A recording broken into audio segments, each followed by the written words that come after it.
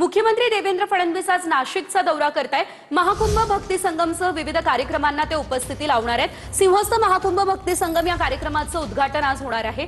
याशिवाय यांत्रिकी झाडूच्या अत्याधुनिक गाड्यांना फडणवीस हिरवा झेंडा दाखवतील। अग्निशमन दलाच्या हायड्रोलिक प्लॅटफॉर्म वाहनांचं देखील उद्घाटन ते करतील। कुंभमेळ्याच्या कामांचाही मुख्यमंत्री फडणवीसांकडून आढावा घेतला जाईल। या संदर्भात अधिकचे अपडेट आमचे प्रतिनिधी चंदन पुजाधिकारी यांच्याकडून घेऊयात। चंदन, आपण पाहतोय नाशिकमध्ये आज अनेक कामांचं उद्घाटन मुख्यमंत्र्यांच्या हस्ते होणार आहे। त्यामध्ये सर्वात महत्त्वाची कामं कुंभासंदर्भातली आहे, काय अपडेट?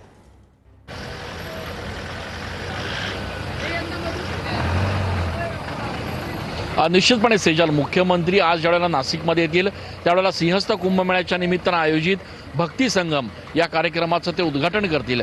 आणि सगळ्यात महत्त्वाचं म्हणजे नाशिककरांसाठी पुढच्या काळामध्ये अत्यंत उपयुक्त असलेल्या या ई बसचं देखील लोकार्पण मुख्यमंत्र्यांच्या हस्ते केलं जाणार आहे। याच्यासोबत या ठिकाणी आपण जर बघितलं तर शहरामध्ये कुठेही आग लागली, काही दुर्घटना घडली तर जवळपास 90 फुटांपर्यंत जाणाऱ्या या एकूणच हायड्रोलिक प्लॅटफॉर्म असलेल्या गाडीचं देखील, या अग्निशमनच्या गाडीचं उद्घाटन मुख्यमंत्र्यांच्या हस्ते केलं जाणार आहे। यासोबतच यांत्रिकी झाडू असतील किंवा बाकी ज्या गोष्टी असतील त्यांचं देखील मुख्यमंत्री उद्घाटन करणार आहेत। आजच्या या कार्यक्रमाच्या निमित्तानं खऱ्या अर्थानं सिंहस्थ कुंभमेळ्याचं उद्घाटन जे आहे मंत्र्यांच्या हस्ते केलं जाणार आहे। आजच्या या भक्ती संगमचा 3 दिवसांचा कार्यक्रम जो आहे तो मुख्यमंत्र्यांच्या उपस्थितीत सुरू होणार आहे। यासोबतच आल्यानंतर आगामी काळामध्ये होणाऱ्या सिंहस्थ कुंभमेळ्यांच्या कामाचा आढावा देखील मुख्यमंत्री घेणार आहेत। त्याच्यामुळे एक प्रकारचं अधिकृत काम जे आहे, एक प्रकारचं जे खऱ्या अर्थानं जे सिंहस्थाचं आपण ज्याला म्हणू शकतो की कामं जे आहेत ते आजपासून सुरू होतील आणि मुख्यमंत्र्यांच्या उपस्थितीमध्ये